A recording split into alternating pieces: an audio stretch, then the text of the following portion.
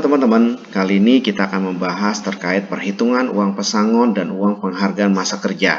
Di sesi ini kita akan kemas dengan tanya jawab.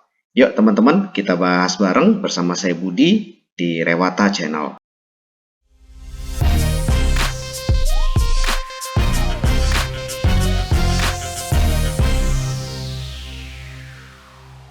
Teman-teman, dalam hal terjadi pemutusan hubungan kerja, pengusaha wajib membayar uang pesangon dan atau uang penghargaan masa kerja dan uang penggantian hak yang seharusnya diterima.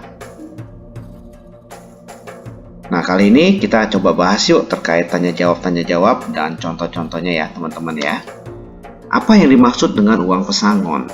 Uang pesangon adalah pembayaran berupa uang dari pengusaha kepada pekerja atau buruh sebagai akibat adanya pemutusan hubungan kerja. Apa yang dimaksud dengan uang penghargaan masa kerja? Uang penghargaan masa kerja adalah uang jasa sebagai penghargaan kepada pekerja atau buruh yang jumlahnya bergantung pada lamanya masa kerja. Apa yang dimaksud dengan uang penggantian hak? Uang penggantian hak adalah uang yang diberikan kepada pekerja atau buruh sebagai pengganti hak-hak pekerja atau buruh yang belum diambil selama masa kerja. Nah, sekarang apa yang dimaksud dengan uang pisah nih teman-teman? Uang pisah adalah uang yang diberikan perusahaan sebagai penghargaan atas pengabdian dan loyalitas karyawan selama masa kerja tertentu dengan prestasi yang baik dan merupakan kompensasi atas tidak adanya uang pesangon dan uang penghargaan masa kerja. Uang pisah besarnya diatur dalam perjanjian kerja, peraturan perusahaan, atau perjanjian kerja bersama di masing-masing tempat kerja. Lalu, berapa jumlah uang pesangon yang diterima oleh pekerja apabila terjadi PHK?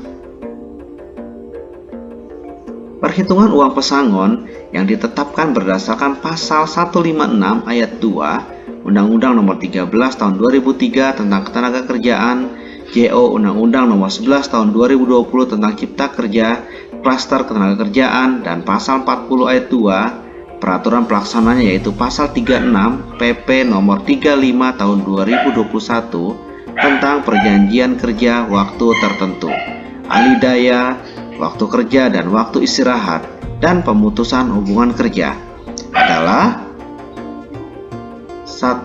Masa kerja kurang dari 1 tahun sama dengan 1 bulan upah. Masa kerja 1 tahun atau lebih tetapi kurang dari 2 tahun, 2 bulan upah. Masa kerja 2 tahun atau lebih tetapi kurang dari 3 tahun, 3 bulan upah. Masa kerja 3 tahun atau lebih tetapi kurang dari 4 tahun, 4 bulan upah. Masa kerja 4 tahun atau lebih tetapi kurang dari 5 tahun, 5 bulan upah. Masa kerja 5 tahun atau lebih tetapi kurang dari 6 tahun, 6 bulan upah. Masa kerja 6 tahun atau lebih tetapi kurang dari 7 tahun, 7 bulan upah. Masa kerja 7 tahun atau lebih tetapi kurang dari 8 tahun, 8 bulan upah. Masa kerja 8 tahun atau lebih sama dengan 9 bulan upah. Nah teman-teman, berapa sih jumlah uang penghargaan masa kerja yang diterima oleh pekerja apabila terjadi PHK?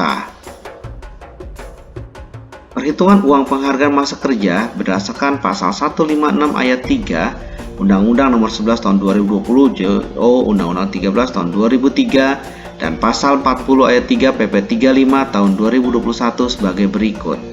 Masa kerja 3 tahun atau lebih tetapi kurang dari 6 tahun, 2 bulan upah.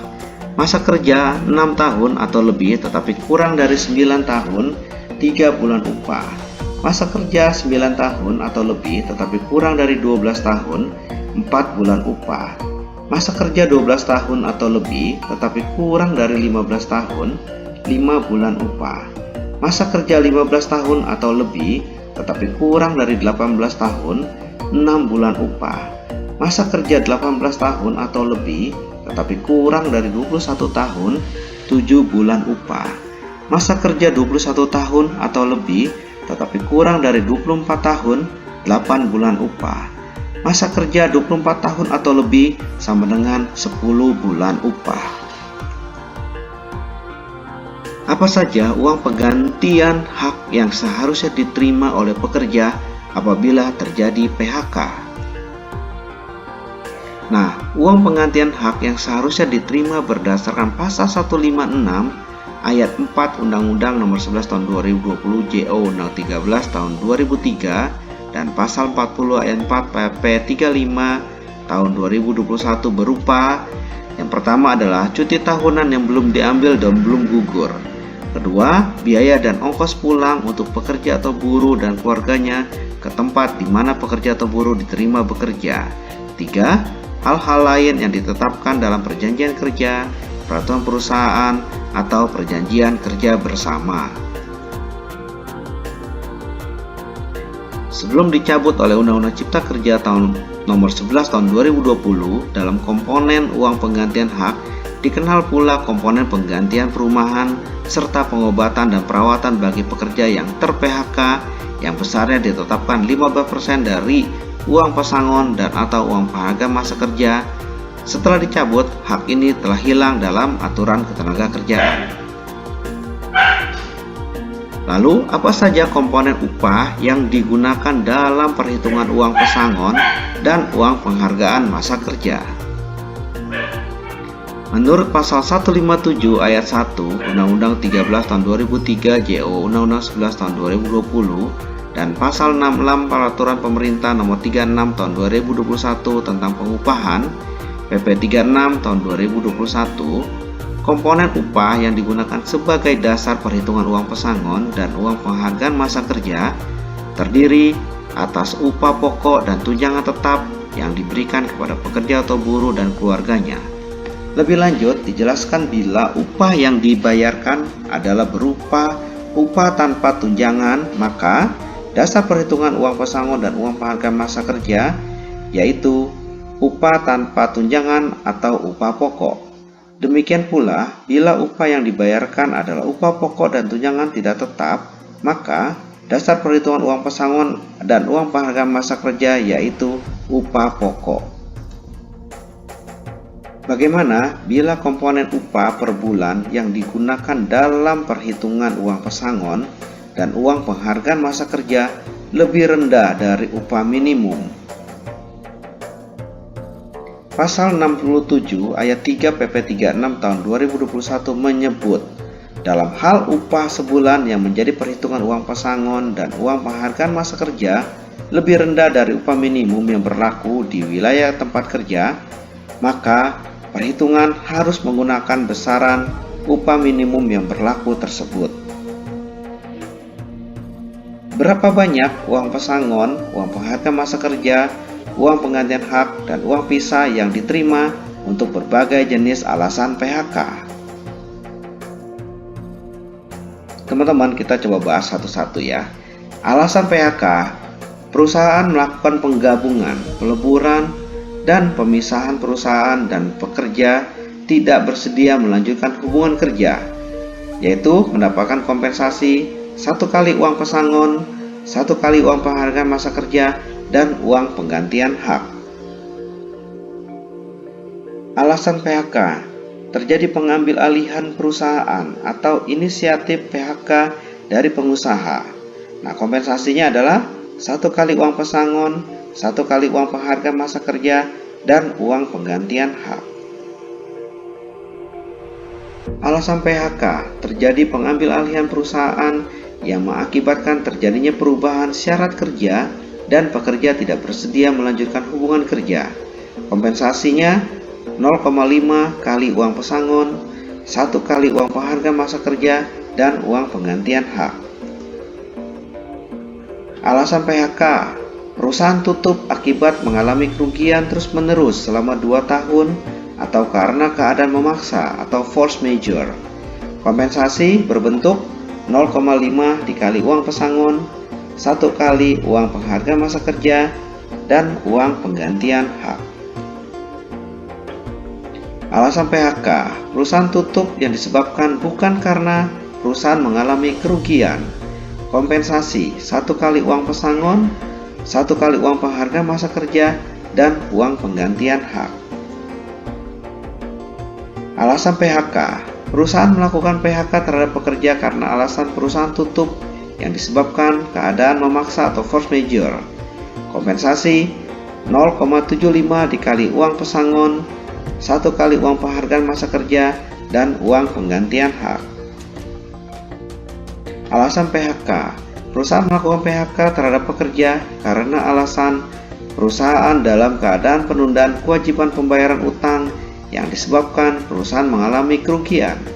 Kompensasi 0,5 dikali uang pesangon, 1 dikali uang penghargaan masa kerja, dan uang penggantian hak. Alasan PHK. Perusahaan melakukan PHK terhadap pekerja karena alasan perusahaan dalam keadaan penundaan kewajiban pembayaran utang, bukan karena perusahaan mengalami kerugian. Kompensasi 1 kali uang pesangon, 1 kali uang penghargaan masa kerja, dan uang penggantian hak. Alasan PHK. PHK karena perusahaan pilot. Kompensasi 0,5 kali uang pesangon, 1 kali uang penghargaan masa kerja, dan uang penggantian hak. Alasan PHK. Pekerja dapat mengajukan permohonan PHK kepada lembaga penyelesaian perselisihan hubungan industrial dalam hal pengusaha melakukan perbuatan sebagai berikut. 1. Menganiaya, menghina secara kasar atau mengancam pekerja atau buruh.